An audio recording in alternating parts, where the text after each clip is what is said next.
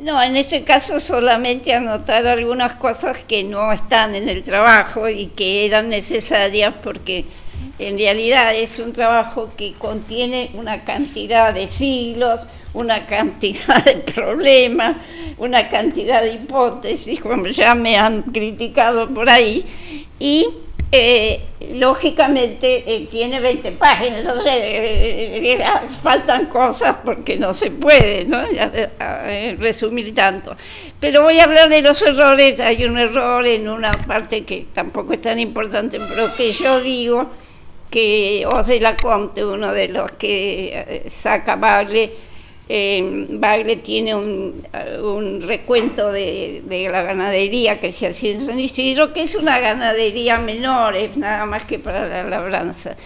Y que yo digo ahí alquilaban animales, no sé por qué lo dije al revés, porque todo el tiempo supe que les alquilaba, era gente pobre que le alquilaba justamente a los hacendados o a los más ricos, a los Anchorena, a los Medrano, bueno, a todos esos señores que les alquilaban las tierras para ellos poder apacentar sus animales. O sea, ese es el error que está ahí y está mal. Y otro que yo pongo, digo que cuando llegue la Fundación de Buenos Aires, la hace Juan de Garay, por supuesto, y yo pongo al segundo, Hernán Arias, que lo puse porque sí, porque no es el segundo es Irala.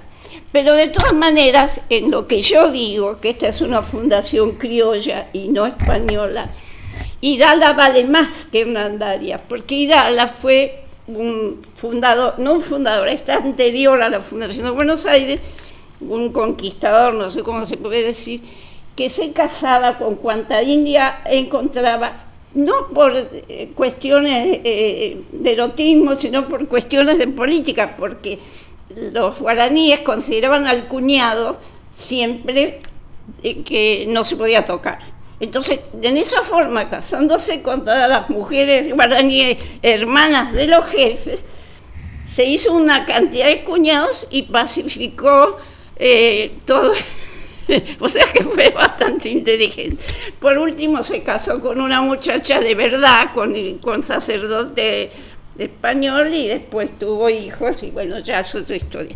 Pero quiero decir que hay ese error, que es un error consciente, porque a mí me gusta más Hernán Arias que Irala, entonces aparece Hernán Arias ahí, pero no porque no lo supiera. Y bueno, eso es todo, y ahora paso 4 cosas, porque justamente lo que yo quiero decir es que me interesa mucho la crítica y que siempre nos tenemos que ir rápido.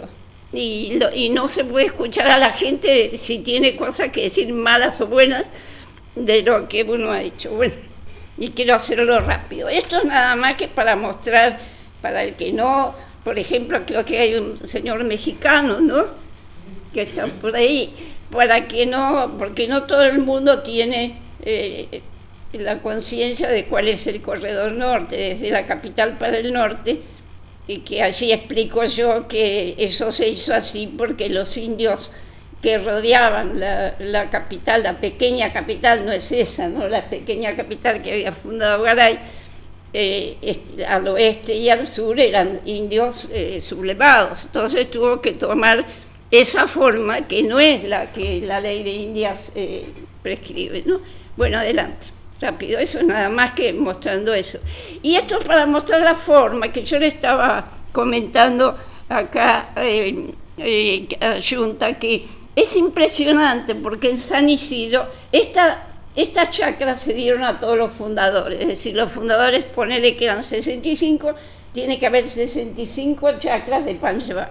Ahora, esas chacras, las de Buenos Aires, desapareció la forma enseguida, pero las de San Isidro, increíblemente, han llegado hasta casi final del 19, y es impresionante, porque en un país como este, que se haya conservado de esa forma, ¿no? Así, y a veces se compraba el de al lado, pero seguía llegando desde la costa hasta el camino de la legua, se llamaba donde estaba, ¿no? Y a mí me impresiona eso. Me impresionan 2 cosas de San Isidro. Una, esa, y otra, que haya gente como los Márquez que bien, y los Morelos, no, ahora se me ha ido el apellido, pero la mujer de Márquez también eran fundadores, y llegan hasta el siglo XX viviendo en San Isidro. Es una cosa muy rara, no es común eso, en la Argentina no existe. La gente se mueve, va, viene. En Europa se puede encontrar todo eso, ¿no? Gente que tiene el mismo ADN que los de la Edad de Piedra. Pero acá no, eso no es común. Por eso es que yo digo que me parece un lugar peculiar. Bueno, adelante. Eso es lo que yo digo ahí, en realidad tiene que ver con la ubicación de la gente. Y tendría que ahí, no sé si se ve bien la plaza, ¿no? La plaza con el fuerte. Yo desde aquí, como además soy medio ciega, no sé, pero digamos, a la derecha vivía Anchorena y todos los recién llegados. Por eso yo insisto en que para ellos, Anchorena y todos eran advenedizos. Mientras que, porque hay unas memorias de Mariquita Sánchez, y Mariquita vivía en la izquierda. Parece mentira que la izquierda y la derecha de una plaza sean tan importantes, pero para ellos eran muy importantes. Entonces, toda la gente verdaderamente antigua que venía del siglo XVI y XVII vivía a la izquierda, y la gente más recién llegada a la derecha. Y después en el Cabildo estaba también otro comerciante. Pero ahora ahí se ve como el riachuelo tenía la forma distinta, porque el riachuelo no desembocaba perpendicular, sino paralelo a la costa. Por eso era mucho mejor para el comercio y para el puerto. Ahora, el otro plano que voy a mostrar es el de Giannini. Este es un ingeniero que vino en 1806, en la época de las invasiones. Y él lo que quería justamente, en esa traza que se ve del riachuelo, juntar el riachuelo de nuevo, otra vez con el Río de la Plata, es decir, volver a la forma primitiva, que era un hombre con verdadero sentido de lo que hay que hacer en ingeniería. ¿Qué pasó? Que la gente de este lado, que eran los Anchorena de la derecha, querían que el puerto se hiciera después en el lado de ellos, y la gente del lado más antiguo en el lado de ellos. Como pasa en Argentina, se pelearon todos y no se hizo nada. Pero eso es de 1806 que estamos haciendo las mismas pavadas, la verdad, porque no se puede creer. Bueno, eso que quería añadir. Y creo que nada más. Esto es el pueblo de San Isidro que yo no había dado. Esto es lo que se forma alrededor de la catedral, de lo que es la catedral ahora, pero que era una capilla, y cómo se va, que no es la cuadrícula normal. Nada más quiero mostrar eso, como que es justamente de la Quinta de los Ombúes, está ahí. Bueno, adelante. Y este es otro plano igual, que muestra también las formas no convencionales, digamos, porque cada uno iba comprando alrededor de la capilla como podía, la gente pobre. Bueno, y esto que muestro aquí es una foto que aparece de la época de Rosas, que es un cuartel de santos lugares donde venía donde pasaban las cosas que pasaban. Bueno, eso es nada más, y después ya les dejo el lugar. Muy bien, muchas gracias. Bueno, muchas gracias por la invitación. Gracias, Celia, por el trabajo. Yo quería hacer algunos comentarios y previamente una aclaración. Yo no soy arquitecto y no me dedico a la historia urbana. Si se quiere, y si ponemos una clasificación, sería más un historiador social que se dedica a las migraciones. Sin embargo, tengo alguna lectura sobre la historia rural simplemente porque me interesa la historia rural y demás. Y este trabajo, como yo le decía al principio, me obligó a ir a buscar los textos de Garavaglia del año 90, los trabajos de Alperín de los años 80, ¿no? Cuando discutía con cierta historia económica de los 80, más estructuralista, y en donde todavía no había este proceso que inició de una historia un poco más concreta y acercándose más con otras fuentes y mejores a la escuela que finalmente desembocó en lo que fue Jorge Hellman y Osvaldo Barsky, ¿no? de la historia agraria y la historia rural, y Juan Carlos Garavaglia también, ¿no? En los 70 o los 80. La idea de estos historiadores es ver cómo hay la idea de cómo fue el poblamiento de las zonas rurales aledañas a Buenos Aires, ¿no? Esta idea de que se creía que solamente había hacendados. Y bueno, claramente esas investigaciones están demostrando lo contrario, se está demostrando que había un crecimiento muy importante de los últimos años del colonial tardío y los primeros años de la independencia, de una serie de arrendatarios, pequeños propietarios, ¿no? Una idea mucho más móvil, mucho más dinámica de lo que era la sociedad de lo que hoy es el norte del conurbano bonaerense, que claramente era una zona proveedora de alimentos para la ciudad.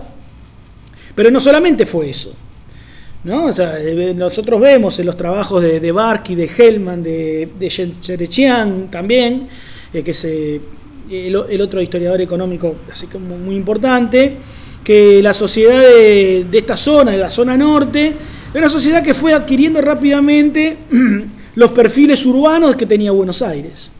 Con lo cual, bueno, cuando esto se descubre en los 90 era una gran novedad, a principios del 2000 también, hoy ya no lo es porque pasaron 20 años y está como asumido que es así, pero claramente la idea era una discusión con las corrientes historiográficas más tradicionales que pensaban que partíamos de una sociedad solo de terratenientes, cuasi feudal, ¿no? Una idea muy marcada por una historiografía de los 50, de los 60, que rápidamente se ha ido abandonando para entrar en una historia mucho más concreta, micro, ¿no? Una historia más microsocial, ¿no? Que dé cuenta de los verdaderos procesos de urbanización y de modernización también económica, ¿no? O sea, la idea de que las haciendas no eran, o los arrendatarios, pero sobre todo las haciendas no eran unidades productivas arcaicas, sino que había ahí, por el contrario, procesos de inversión importantes para la época, ¿no? No estamos hablando de cría de cruza de ganado, pero sí de mejoras en la infraestructura, mejoras en el riego, mejoras en todo lo que es el sistema productivo, de caminos, ¿no? Hay una idea de que me parece a mí que es para tenerlo en cuenta que yo, como un comentario al trabajo, si bien usted usa la bibliografía de parte, Garavaglia sobre todo, creo que vendría muy bien esta idea de aclaración, ¿no? De cómo fue modificándose la trama, no solo la trama urbana, sino el perfil productivo, ¿no? Y su vinculación con otras redes comerciales. Si algo tiene San Isidro interesante es que rápidamente se vincula con otras redes, circuitos mercantiles, ¿no? Por su proximidad al río, por la zona estratégica que tiene geográfica. Yo creo que si no se podría tampoco explicar algunos desarrollos, ¿no? De por qué la gente de ahí no se va, ¿no? Que ahí el trabajo de Garavaglia, si algo tiene interesante, es que cuando compara con Lobos o compara con Areco, ¿no? Y dice, bueno, ahí hay mucha migración, y en San Isidro no, ¿no? ¿Por qué la gente no se va de San Isidro? Bueno, debe ser porque hay condiciones para el mejoramiento, para el crecimiento, para la expansión, hasta que en un momento se agota por condiciones geográficas, ¿no? de expansión. Estamos todavía en el ciclo de la economía expansiva y no intensiva, entonces va a buscar otros lugares. Pero eso también nos habla de cómo fue dándose los poblamientos de la ciudad de Buenos Aires, pero sobre todo no solo de la ciudad de Buenos Aires, sino de los alrededores, que en ese momento eran 50, 70, 100 kilómetros a la redonda, no más, ¿no? Era la línea de Fortines y demás, donde vienen los primeros migrantes. Ahí también hay toda una línea nueva de la historiografía, porque el argentino promedio y la historiografía tradicional, pensamos que los migrantes llegaron a partir de 1880. Bueno, no es así, ¿no? O sea, tenemos una migración mucho más importante de lo que la gente piensa, a partir de 1810, 1820, ¿no? 1830, sobre todo vascos, franceses, toda esa zona, pocos irlandeses, pero también los hay, sobre todo vascos, que son los primeros pobladores de estas regiones. Hay un historiador de Tandil, Hugo Nario, muy conocido, que habla sobre el poblamiento de Tandil, los años 20, 30, que se vinculan también con el trabajo. Habría ahí una serie de comparaciones, bueno, Tandil mucho más lejos que San Isidro, pero claramente lo que vemos ahí son estos procesos de modernización que también dan por tierra con otros procesos políticos, como pensar que una mirada lineal que se podría discutir. Rosas es el representante de los estancieros. Bueno, de la propiedad media y pequeña se extiende mucho con Rosas. O sea, entonces ahí me parece que hay cuestiones no para dar por tierra con lo anterior, pero sí para empezar a hacer, pero sí, entonces, como en algunos lugares hay este desarrollo tan importante de los arrendatarios, de la pequeña propiedad, lugares más periféricos de la ciudad, ¿no? O sea, donde es necesario poblar, pero y una capacidad de poblamiento rápida para la época. Estamos hablando que en 20 años el proceso de poblamiento de lo que es la campiña bonaerense es muy rápido y muy importante. Entonces, y sobre todo con migrantes. Hay un periodista inmigrante que se llamaba Grand Montaigne, conocido, que tiene un libro que se llama Los inmigrantes prósperos. Es un libro que escribe Grand Montaigne a principios del siglo XX, con motivo del centenario, del viaje que él hace a las provincias vascas. Él era inmigrante vasco. Y ahí en Los inmigrantes prósperos, él cuenta la historia de todos los colonizadores, los primeros colonizadores vascos. Cómo se va dando, ¿no? En la campaña, ¿no? En la idea de, vino acá y es una microhistoria personal, pero que también ahí se pueden inferir los procesos de poblamiento. ¿Quiénes van a la campaña? Bueno, los vascos, algunos ingleses, pocos belgas todavía, pero estamos hablando de que es la zona norte de Europa, las que vienen en los 30, en los 40 menos, pero vienen, en los 10. Eso como para poner un marco historiográfico al trabajo, que a mí me parece que claramente su trabajo no tiene el sentido que yo le estoy diciendo, porque usted quiere mostrar otra cosa, y es válido, y está bien, y es lógico, y a mí me parece muy bien. Yo lo que encontré, la hipótesis de su trabajo, usted lo menciona en alguna parte, que dice: interesa analizar la relación entre clases sociales o estamentos, o parte de esas clases, ya sea los intereses, afinidades o enfrentamientos que se dirimen en el espacio público y en las formas urbanas en general.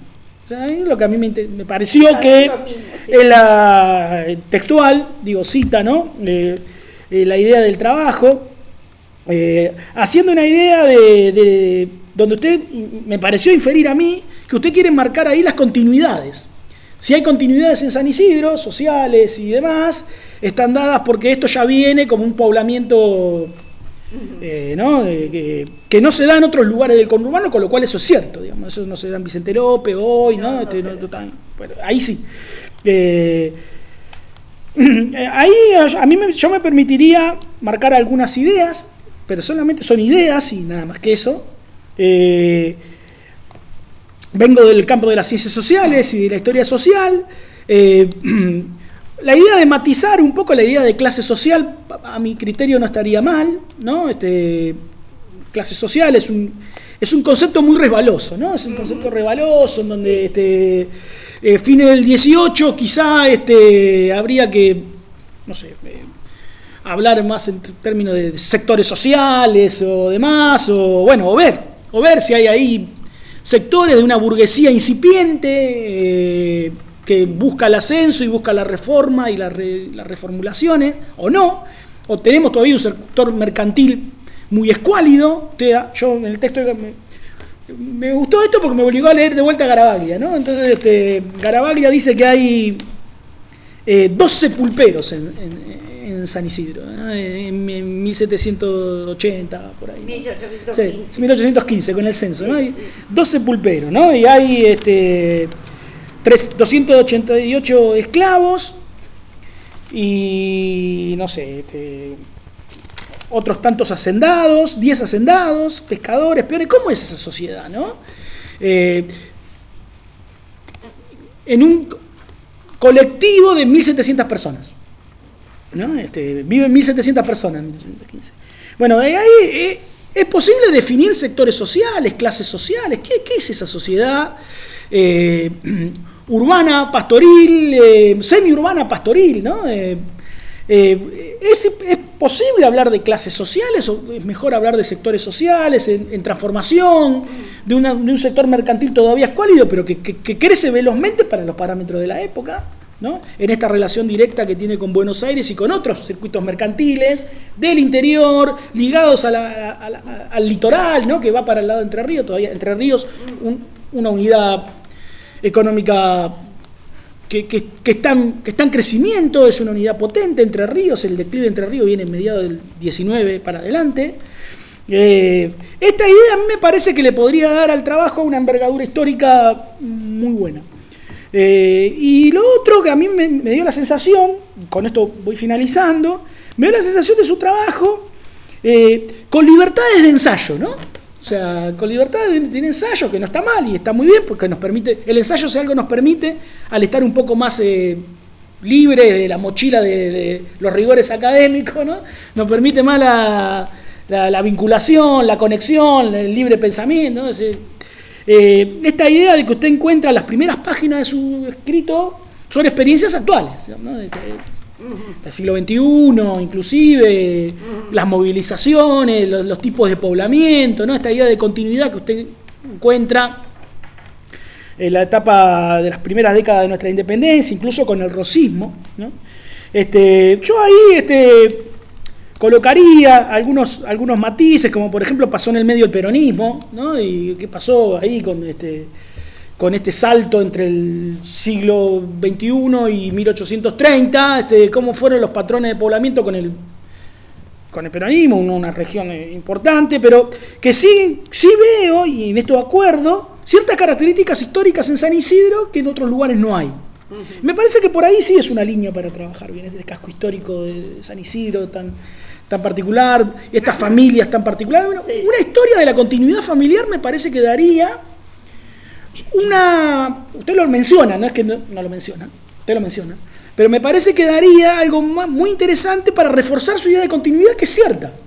Esta familia tal, que está acá, esta familia que está acá, mostrarlos en el casco, ahí le da la idea de continuidad a este ensayo muy interesante, y decir, bueno, hay ciertos patrones que con cambios sigue habiendo, si su idea es reforzar la continuidad, yo lo pondría, ¿no? La idea de estas familias que siguen manejando cierta parte de la vida, más la fibra más íntima de San Isidro.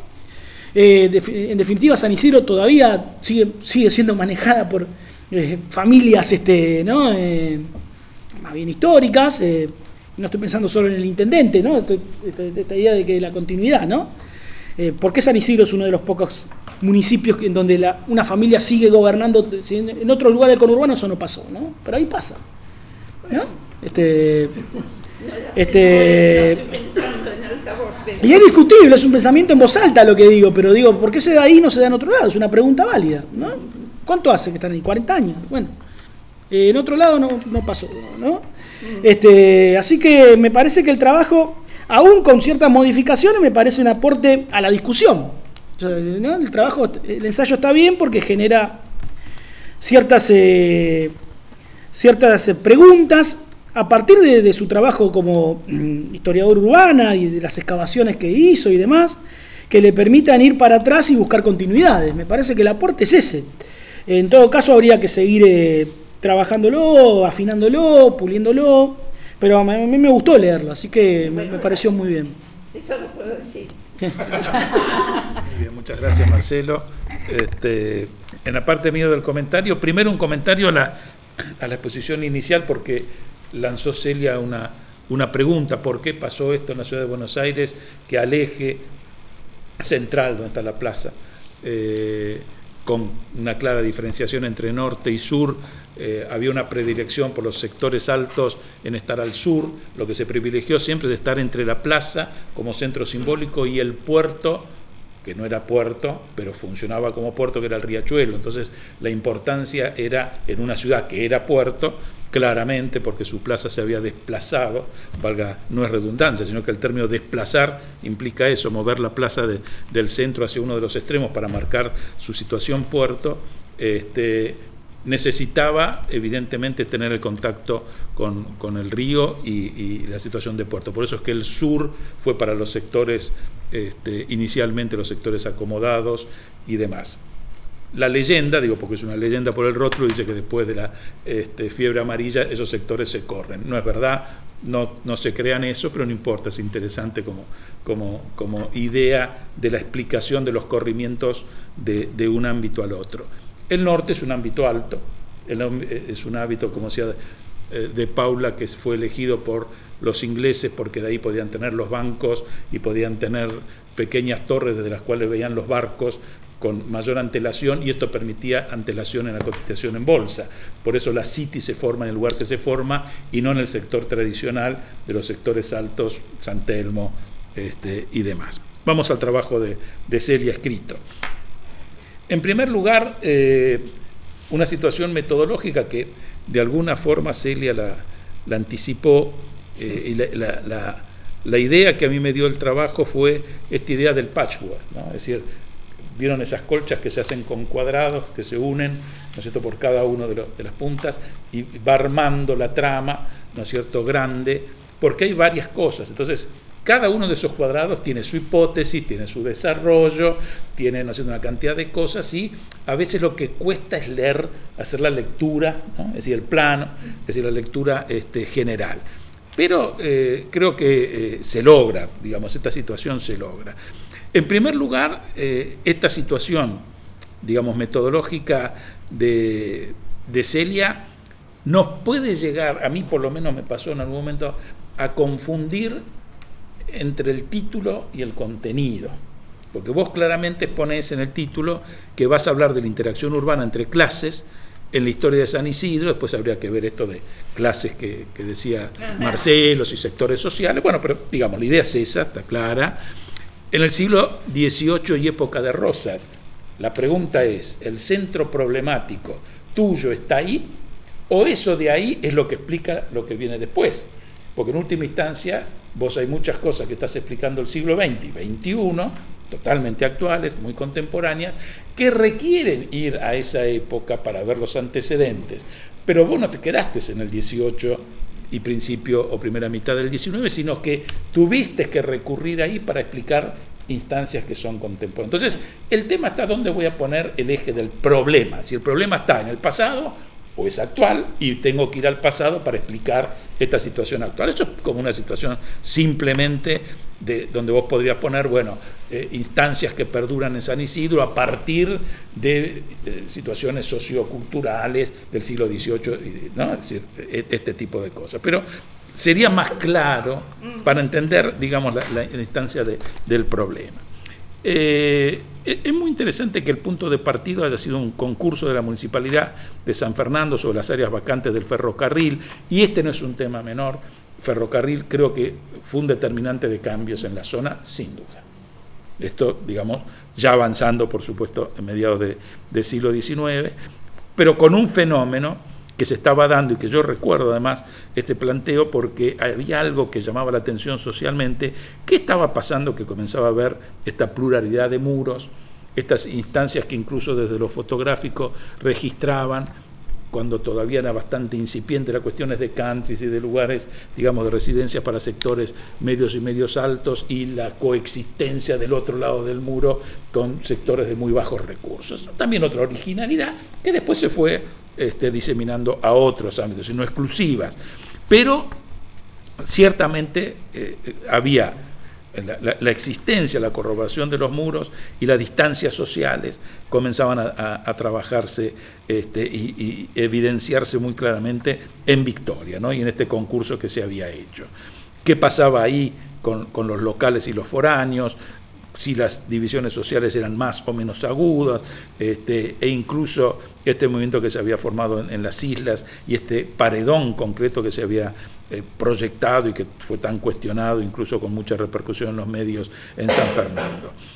Y esta peculiaridad, ¿no? Es decir, que vos marcás, que no son fáciles en historia de poder probar, y por eso creo que ahí está yo te diría como el núcleo duro, interesante de tu trabajo, es decir, bueno, como en toda sociedad hay aspectos en San Isidro que evolucionan, pero hay aspectos que guardan ciertas continuidades, ciertos lineamientos, que tiene que ver esto y asociarlo a la conformación sociourbana, y este carácter dual, ¿no? Es decir, que coexisten dos corrientes antagónicas dentro de las clases altas y medias.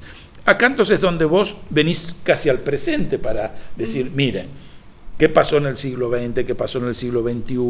Este proyecto de 1980 de la autopista de la Ribera Norte entre Tigre y la ciudad de Buenos Aires durante el gobierno militar, el corredor norte donde de pronto Vicente López, San Fernando y Tigre no cuestionan y ahí sí se cuestiona, con todos las instancias, lo mismo que pasa con el ferrocarril, porque cuando uno atiende el tema del ferrocarril, piensa en el ferrocarril, pero no piensa qué pasa con las tierras aledañas, qué pasa con el telégrafo, qué pasa con las estaciones de tren, qué pasa con... Es decir, hay toda una cantidad de otras cosas que están vinculadas. Es decir, no es solamente decir, hago una autopista, no, es decir, vos acá lo marcás claramente, había que rellenar y urbanizar 600 hectáreas contiguas a la costa, había que forestarlas, construir centros recreativos y deportivos. La empresa que hacía esto recibía 1/3, nada menos, que para poder venderlo para la construcción de vivienda. Digo, hay una problemática y una complejidad realmente muy, muy alta. Un grupo, y aparte respuestas no homogéneas, que esto es lo más interesante, lo más rico me pareció a mí, como un grupo de vecinos de San Isidro se habían manifestado en contra. Los argumentos eran el respeto a la naturaleza, evitar intervenciones que no fueran estéticas, poner en peligro el paisaje agreste, la fauna, la flora, porque eran parajes históricos además, y alterar un poco el estilo de vida del lugar, cómo se daban las relaciones con los altos mandos del ejército por el momento que esto se daba en la iglesia, esta loca frontera y este muro concreto, ¿no? O sea, a partir de un homicidio, que yo me acuerdo esto, ¿no? Es decir, en la televisión tuvo mucha repercusión en el 2009 de casi armar una frontera, ¿no? Es decir, una situación muy loca que generó mucha movilización por este muro, pero que de pronto uno dice, tanta participación social en esto, pero respecto de la privatización de la costa de Victoria no se decía nada. Es decir, ciertas cosas preocupaban y tuvieron mucha prensa y otras aparentemente fueron más silenciosas. Por otro lado, el sector social obrero de Victoria, donde no veían a esta calle Uruguay como frontera, sino que la sentían que tenían proximidad con los pobres de San Isidro, y es muy lindo cuando vos señalás de que la frontera es una frontera de clase, es decir, más allá de la cuestión física y regional, ¿no? Y cómo había un grupo B, vecinos, autoridades de Tigre, San Fernando y Vicente López, que estaban a favor, ¿no? Y es que esto implicaba un avance sobre la privatización de la costa, con dos problemas. Yo creo que son dos referentes desde lo simbólico muy importantes. Uno, el tema de la reserva ecológica de Ribera Norte, y el Bosque Alegre, que tuvo también una repercusión, yo creo, en la prensa muy importante. Ahí fue realmente interesante porque ya en el 2011, vos marcás en el trabajo, todo un grupo de San Isidro, sobre todo los que estaban vinculados al Club Casi, la municipalidad, querían anexar Bosque Alegre, ¿no es cierto?, que era costa pública, que había sido el Casi, por eso el Club Casi, donado por Aguirre Pueyrredón, y que gracias a asambleas populares esto se frenó, se limitó la destrucción de ese ambiente natural y del espacio público, ¿no? Esto que había estudiado Solver, o que estudió Solver en el 2016. Y por otro lado, sector como el del Colegio Nacional de San Isidro, que había tenido una resistencia a esta apropiación, y que las clases menos favorecidas, llámese artesanos, pequeños comerciantes y demás, tenían un gran apego en el lugar. Toda esta parte que acabamos de mencionar funciona en el trabajo, es decir, uno de estos cuadrados del patchwork son la introducción al desarrollo del trabajo. ¿Pero por qué? Porque también estás cosiendo trabajos de distintas épocas, ¿no? Entonces, acá también está esto, es decir, acá vos, Elia, hilvanaste trabajos que nacieron por distintas instancias, este concurso de la municipalidad, más gran cantidad de proyectos que se dieron acá en la facultad, con UBACID, con Proyectos Sí y demás, y quisiste dar el panorama. Es complicado, es decir, por eso entiendo la dificultad metodológica, es decir, es complicado, porque quisiste fusionar todo. Pero bueno, el objeto de análisis es el corredor norte, y San Isidro, y estas peculiaridades sociourbanas que te remiten a tener una de las fuentes en esta relación de unitarios y federales que mandó en su momento a hacer Rosas. De ser ese el objeto de análisis, está claramente que el trabajo es actual, es decir, lo otro es el referente histórico que necesitas ir a trabajar. Entonces habría que ver cómo plantearlo en el título esto, porque en última instancia tu hipótesis, que vos marcas como hipótesis, tiene que ver con esta interacción sociourbana, esta falta de interacción con la falta de acción política, ¿no?, respecto específicamente al urbano, y esta sociedad dual, ¿no?, que se representa en la confrontación entre unitarios y federales de la época pasada. Esto es interesante. Y hay todo un desarrollo histórico, esto que planteás de las suertes. Creo que eso está muy bien documentado con los planos, que es muy interesante porque no necesariamente es un dato conocido, de ver cómo fue esa distribución, cómo se lograba en un concepto urbano que es totalmente distinto al actual. Digamos, nosotros hoy cuando hablamos de ciudad hablamos estrictamente del área urbana, ¿no es cierto?, como lugar de habitación.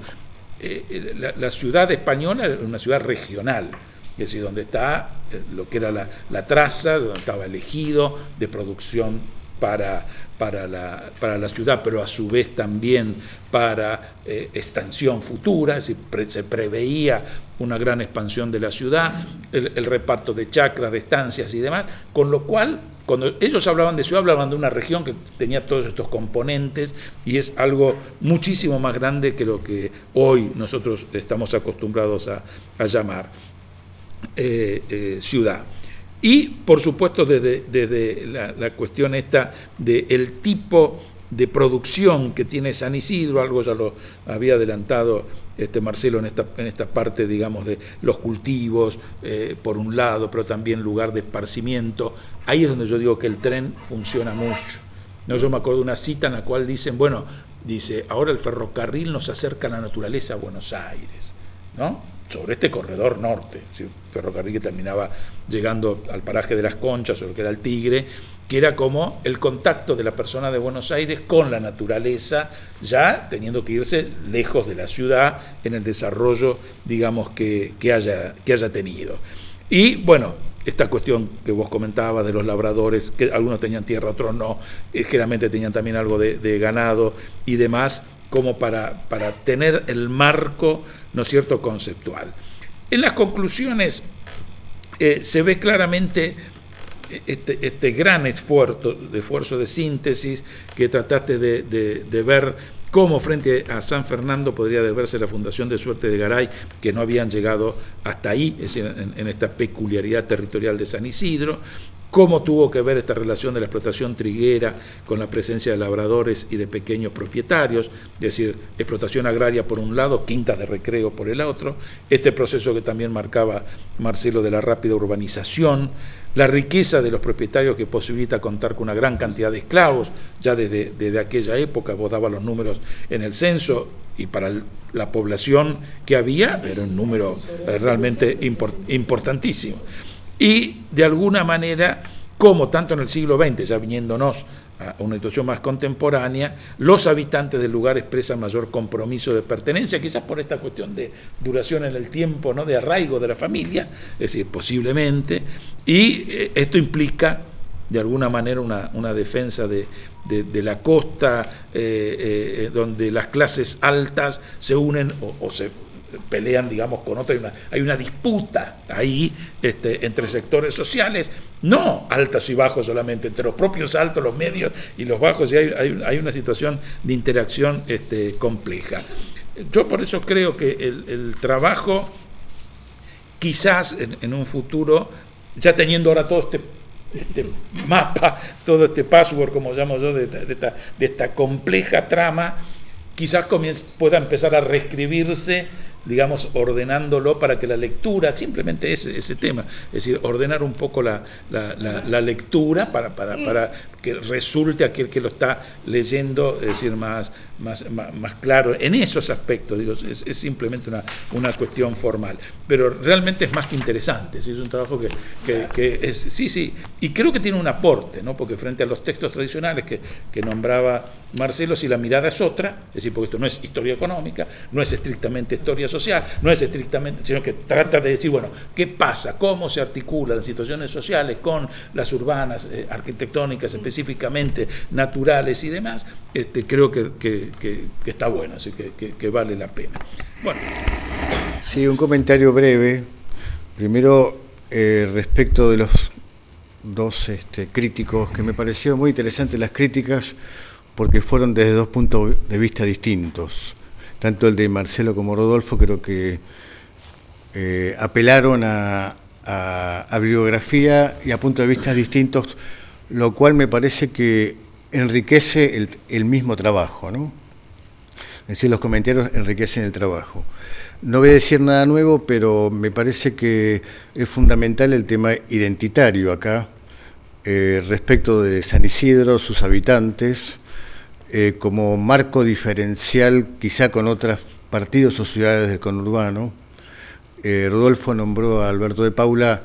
Alberto de Paula también trabajó sobre Lomas de Zamora, más la parte histórica, no tanto la actualidad, pero también Alberto también trabajó una parte de la identidad y este trabajo me hizo acordar al otro trabajo de Alberto de Paula, con puntos de vista distintos, análisis distintos, pero me pareció muy interesante este tema que dijiste de los 65 pobladores iniciales y que se haya mantenido esta continuidad que no lo sé, pero suena raro que en la provincia de Buenos Aires haya pasado lo mismo en otros lugares. Y creo que este es el gran diferencial de este trabajo, que marca ese punto de partida que, según dijiste, termina a fin del siglo XIX, que son 400 años de historia, es una barbaridad, además con todas las cosas que pasaron, con todos los cambios que hubo en el país, sociales, políticos, etcétera, y que esto se haya mantenido, es una cosa extraordinaria, lo digo como cosa poco común, ¿no? Uso la palabra extraordinaria como poco común, y creo que ese es un punto muy interesante como base del trabajo, que dispara otras preguntas que en esta mesa se han dado. ¿Por qué se han mantenido 400 años? Pues hablaste del tema productivo, cómo se mantenían, y también los vínculos con Buenos Aires, que evidentemente eran importantes, pero que esos vínculos no enajenaron la identidad de San Isidro. Esos vínculos parecieran que la consolidaron al vínculo de los sanesidrenses, cosa que no ha sucedido en otros puntos de la provincia de Buenos Aires, ¿no? Y creo que bueno, todo esto consolida un trabajo que tiene mucho por recorrer todavía, por lo que los comentaristas han dicho además, y no vale la pena que yo lo repita, ¿no? Bueno, muchas gracias. Yo soy Marcela Fugardo, soy la directora del Museo Bécquer Varela, así que me gusta venir a escuchar a Celia. Primero porque me sorprendió el título, el abordaje de la investigación y este ensayo, que es poco planteado en los historiadores que hacen historia local en San Isidro, con lo cual eso ya lo convierte en muy interesante. Me hubiera gustado conocerla antes para quizás discutir acerca de algunas fuentes. Por ejemplo, mientras escuchaba hablar a todos, a mí se me llegaban muchos temas a la cabeza. No solamente San Isidro fue un lugar que acercaba la naturaleza al porteño, digamos, sino que también la zona sur, todo lo que fue Banfield, Adrogué, Lomas de Zamora también.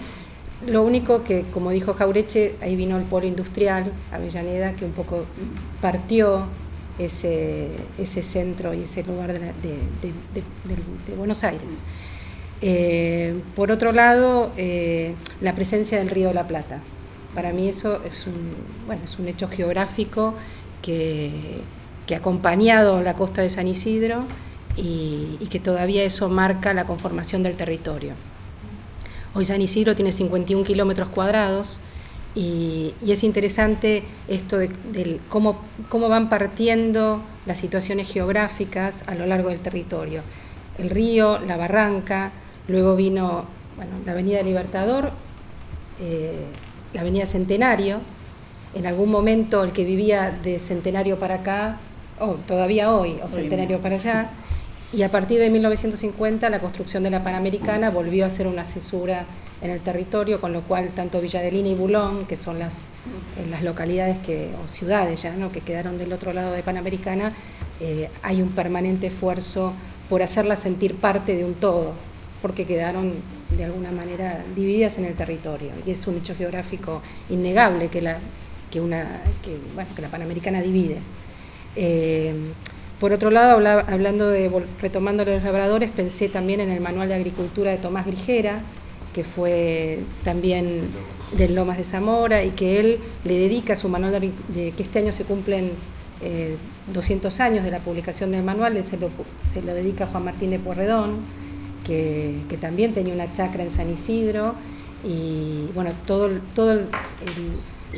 esto que comentabas de los labradores, cómo se va armando esta situación de relaciones sociales entre los que eran los propietarios y los que alquilaban o rentaban, también a través de los alimentos, cuando la gente iba a comprar a las chacras o a las quintas, que luego se establecieron italianos mayormente, y después también el hecho de San Isidro que eso quizás habría que incorporar, el hecho de que San Isidro también fue un polo industrial a partir de las fábricas de ladrillos, ¿no? Eso fue también un tema que, de hecho, la cava se llama así porque se fue socavando para la industria del ladrillo, que fue muy importante en San Isidro y que abasteció todo ese periodo de auge de construcción a fines del siglo XIX a Buenos Aires, la fábrica de obras sanitarias, etc.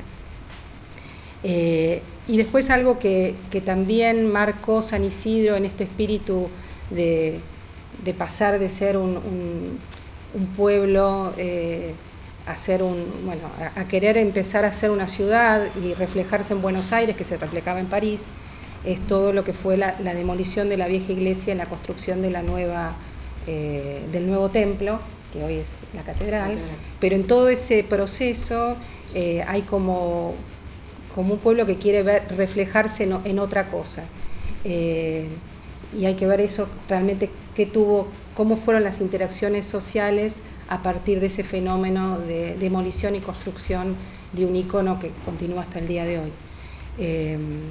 Eso son mayormente los aportes que quería hacer y te invito a visitar el museo y el archivo, que seguramente podrás abrevar mucho más para enriquecer este ensayo. Gracias. No, gracias a vos. Bueno, yo voy a decir en primer lugar que no creo que esto sea un ensayo. Un ensayo es otra cosa.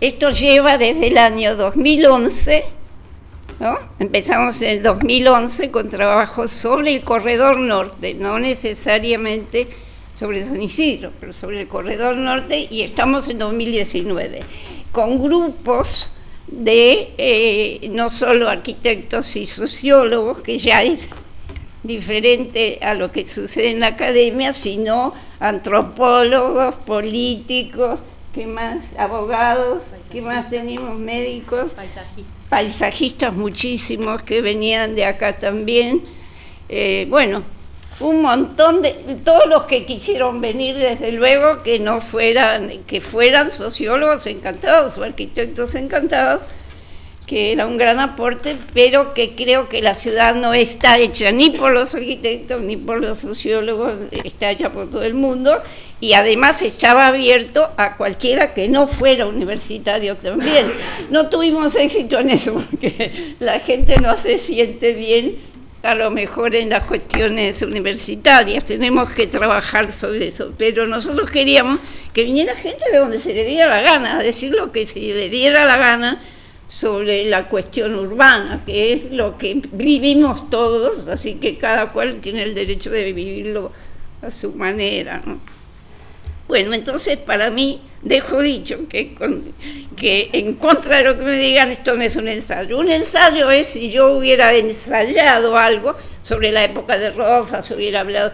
No es eso, porque yo lo que estoy viendo aquí es un enfrentamiento de dos clases altas. Eso es lo que me interesó. Yo en ciencias sociales voy a dar otra cosa que es ahora que ya trato de los esclavos, de los desgraciados, de los que no.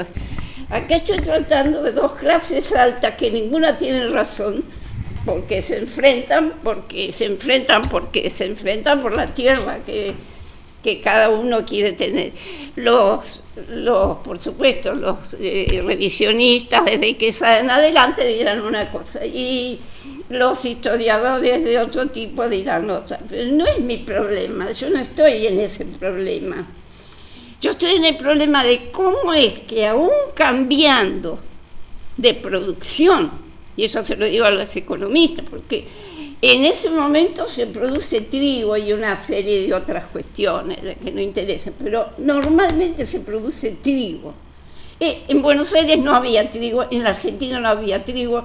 Al principio hubo que comprar el trigo en Perú y comprar el trigo en Chile, todo el tiempo hasta que recién a final del 19 nos hacemos un país triguero. O sea, mientras tanto sí, sigue siendo importante la parte de Panchevar, después no, después recae porque ya no, ese trigo no tenía ninguna importancia en el país. Entonces, ¿qué pasa?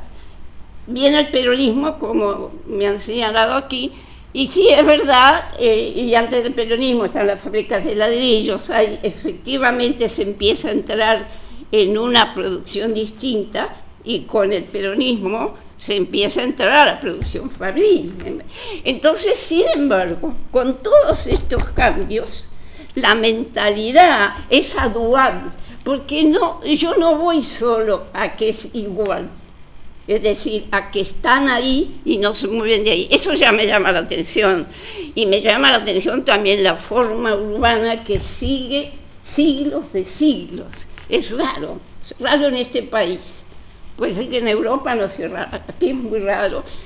Pero lo que yo voy es que es solamente dual. Cavelli, por ejemplo, es un socialista, digamos, es un cristiano primitivo, pero su forma de pensar es de socialista. Y funda una comunidad. Y esa comunidad refleja una forma austera de ser de la gente de San Isidro, clase alta, clase media o clase baja, porque todos tienen esa forma. Ahora, ¿por qué es eso? Yo no lo sé explicar, yo lo estoy planteando como pregunta, no como, digamos, solución. No tengo esa solución, no sé, para un arquitecto son preguntas demasiado enormes. Yo no puedo hacer preguntas filosóficas así tan fácilmente y tirarlas al aire, pero bueno, son preguntas. Eso sí no está contestado. ¿Por qué la producción cambia y cambia el tiempo y cambia la política y cambia todo y sin embargo sigue siendo dual? Por supuesto, yo no voy a comparar lo que pasó con Rosas y lo que pasó con los unitarios o después con Sarmiento y Echeverría y toda la situación después antirrosista. O los libres del sur, o lo que sea. No voy a comparar eso, pues fue una guerra terrible, hubo muchos muertos, y además hay demasiada pasión en ese problema para que yo lo quiera tocar. Pero lo que sí digo es que es dual, que así siempre hubo dos formas de pensar. Una muy liberal, que es, por ejemplo, la de Cavelli, o la del Colegio Nacional San Isidro, que es un colegio extraordinario. Yo tenía mis sobrinos ahí y yo sé que es un colegio extraordinario, que no existe eso en la Argentina, porque el Colegio Buenos Aires es un colegio elitista. En cambio, el Colegio de San Isidro es un colegio popular, y eso es lo que es raro. Es raro que en una sociedad de élite se den estas condiciones. Y no porque yo crea mejor la élite ni peor a la élite, no estoy en eso. Estoy preguntándome por qué las cosas suceden así ahí. Porque no suceden así en Lomas de Zamora o en Adrogué o no sé qué. No, ahí hay una sociedad dual que se defiende contra las autoridades siempre. ¿Por qué? Y se defiende en el sentido popular, no en el sentido elitista. Ahí es donde no me refiero a la época de Rosa es muy complicada y no la quiero seguir. Yo solamente la nombraba para decir también cómo pasa eso en la Argentina, ¿no? Que nos peleamos entre todos y dejamos que el país se porque no se va más que pelear. Entonces, en San Isidro pasó al revés, ¿no? Yo no voy a comparar y lo digo ahí, una pelea como la que pasó en Los Rosas, que había fusilamiento, que se fusilaron mujeres, que hubo horrores, para mí horrores. Y lo que quiero decir es que yo tuve muy joven, cuando empecé a estudiar historia, que yo no soy historiadora, pero me gustaba estudiar historia, tenía un amigo comunista del PC en esa época, que desapareció el PC, ya no existe más, pero del antiguo PC, que me traía los libros de Real, se llamaba, que era el que dirigía la historia comunista. ¿Y cómo se llama que yo te pregunté el otro día, ahora se me olvidó? Es un peronista, pero que tuvo su etapa comunista y después es una especie de italiano como es, que la hija es socióloga. Sí, pero bueno, me va a salir. Se me fue, pero está en el apéndice que yo hice. Yo estudié esas cosas y esta gente, así como los clásicos igual, decía que los estancieros eran los verdaderos aristócratas de la Argentina. Ya no se está hablando de San Isidro, de la Argentina. Lo que yo estaba mostrando ahí, cuando muestro el plano de Giannini, es que ya en la ciudad de Buenos Aires existía esa oposición. Había gente del siglo XVI y XVII que estaba separada de la gente que recién llegaba en el siglo XVIII, que son los Anchorena, los Rosas, los Medrano, los Riglos no, porque Riglos es un poco anterior y es criollo. Pero de todas maneras hay una oposición clara. Los que están también, se me van los nombres, Rivadavia estaba, pero Rivadavia estaba más hacia el oeste. En cambio, los Anchorena y todo ese núcleo de comerciantes que llegaron del 18, esa gente ya llegó con cierto dinero, no Anchorena era pobre, pero ellos llegaron con cierto dinero, no eran inmigrantes así como los del 17 que traían un baúl de ropa y nada más, que no tenían nada, que eran judíos, en realidad, judíos conversos que vienen de las Canarias, que es lo que yo siempre digo, la élite argentina es judía, porque es el siglo XVII, india, porque es guaraní absolutamente, negra, porque aunque lo nieguen hay muchísima raza negra, entonces que toda esta historia de grandeza nos sirve, ¿no? Que por eso digo que esto es un enfrentamiento entre clases altas, nada más, no es que tenga, que yo me ponga de un lado o del otro, porque no me pongo de ningún lado. Mi familia siempre fue antirracista de toda la vida, pero yo creo que uno tiene que mirar todo en la historia con objetividad, si puede. Yo no sé si puedo, no sé si es otra cosa. Lo que quería agradecerles muchísimo a todos, a María Marta especialmente, que nos mandó, ¿se fue? ¿Ya se fue? Bueno, ya no me escuchó. Porque no la puse en la que yo agradecí a las chicas, que tengo que agradecer a todo el conjunto de gente, porque este no es mi trabajo, es un trabajo colectivo, pero que nadie quiso hacerse responsable de él. Entonces, claro, yo me dije, bueno, sí. Y ellas son chicas que han trabajado muchísimo y en los archivos y han ayudado mucho, todos. Acá está otro joven que también trabajó con nosotros, un arquitecto. Y está justo también. ¿Y está justo? Sí, está ahí. No te puedo, que justo, que fue alumno y que también trabajó con nosotros y que es el que más nos ha asesorado sobre San Isidro, porque también viene de lejísimo, ¿no? De San Isidro.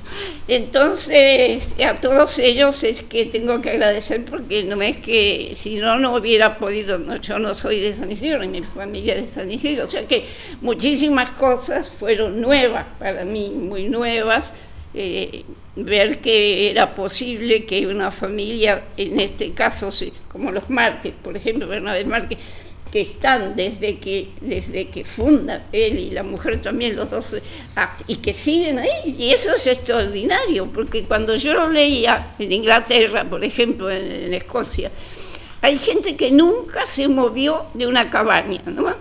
Que los ponen ahora en el siglo XX o XXI, les hacen el ADN, y tienen el mismo ADN que lo que se descubre en la Edad de Piedra. Nunca, desde la Edad de Piedra hasta el siglo XX, esta gente, que es la misma familia, salió de esa casita de piedra que tiene, ¿no? Iba teniendo hijos. Ahora, eso en Argentina no se da. Primero porque son inmigrantes, hay muchísima inmigración, y después porque aunque lleguen, después empiezan a moverse por todas partes. O sea, que haya gente que vivió en San Isidro y que tiene unas características especiales, eso me parece que es importante. Otra cosa importante es la dualidad, esa dualidad que se da, por ejemplo, entre gente muy reaccionaria, pero muy reaccionaria, y en cambio gente muy progresista y muy progresista. Entonces, que eso se da en un solo lugar también es importante. Otra cosa que yo creo, y vos lo dijiste en parte, fue que tal vez en San Isidro quedaron como cristalizadas muchas cosas que en la Buenos Aires antigua existían. Esa austeridad existió, se perdió, pero existió cierta autoridad. También lo sé por cuestiones de días viejas y cosas, que la gente entonces no quería buscar modista quería hacer las cosas ellos mismos, aunque no lo necesitaban, ¿no? Y eso también parece que se ha quedado cristalizado allí, ¿no? Eso que la gente hizo sus automóviles. Yo estaba contando del caso de los chicos Castex, que fueron compañeros míos de facultad. Esos chicos se hacían ellos los autos. Ellos vienen de San Isidro y de una vieja familia de San Isidro. Ellos se hacían los autos ellos. ¿Por qué? No sé, porque en realidad comprarlo a lo mejor podían, no sé, creo que no eran gente pobre, pero ellos querían hacerse el auto ellos. Un tío mío se hizo un avión.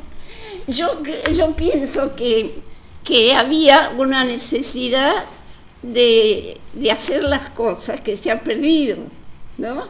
Que se ha perdido completamente, y que San Isidro las recogió hasta cierto punto, tanto entre los más reaccionarios que entre los menos o los más progresistas, ¿no? Eso es lo que quise decir.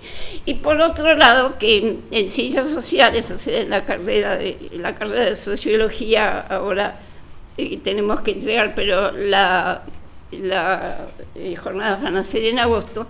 Yo lo que hago sobre San Isidro es estudiar las clases que no tienen nada y cómo fue todo lo de los esclavos y los labradores pobres y los arrendatarios. Y esto nada más fue una forma de ver una peculiaridad. La verdad que la otra peculiaridad no es tan peculiar. La otra peculiaridad es explotación pura, como pasa en todas partes, ¿no? Que en eso no se cambió. Muy bien. Muchas gracias.